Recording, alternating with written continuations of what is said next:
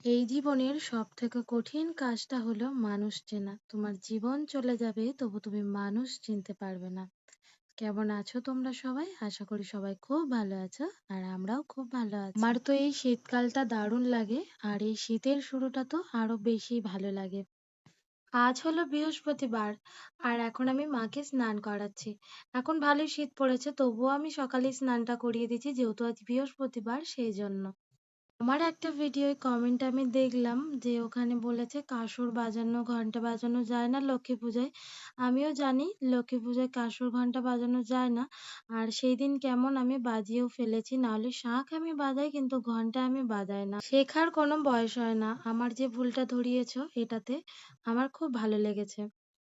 লক্ষ্মী মা ছাড়াও আরো আমার সিংহাসনে ঠাকুর আছে। আর প্রতিদিন যেহেতু শঙ্খ আর ঘন্টা বাজানো হয় সেই জন্য সেই দিন কিরকম আমি বাজিয়েও ফেলেছিলাম কাসরটা।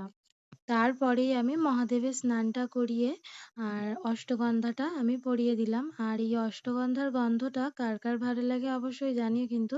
আর আমার কিন্তু দারুণ লাগে। আর এটা কপালে পড়ে থাকলে না নিজেকে মানে নিজেরই একটা কি সুন্দর মানে সারাক্ষণ একটা গন্ধ লাগে। আমার তো খুব ভালো লাগে। তারপরেই আমি যেখানে স্নান করিয়েছিলাম ওখানটা একটু পরিষ্কার করে নিলাম। তারপরে আমি পূজাটা করব। কেননা ওখানটা নোংরা হয়ে থাকলে আমার নিজের ভালো লাগে না। তারপরে স্নান করার জলটা আমি এমনি বাইরে কোথাও ফেলি না, ওটা গাছের গোড়াতেই আমি দিয়ে দিই। ওইখানটা পরিষ্কার করেই আমি আবার পুজোর জোগাড় করতে বসে পড়েছি। আর ওই পদ্ম ফুলটা না বেশি করে থুপতে গিয়ে আর একদম পাপড়িগুলোই খুলে ফেলেছি।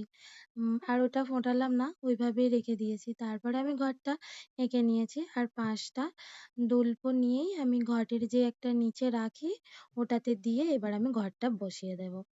ওই যে দেখো পদ্ম ফুলটা আর ফোটাতেও পারিনি, সেই জন্য ওইভাবেই দিয়ে দিয়েছি। তারপরেই আমি সেবাটা দিয়েই আমি আমার পুজোটা এবার শেষ করব। আজকের ভিডিওটা কেমন হয়েছে অবশ্যই জানি।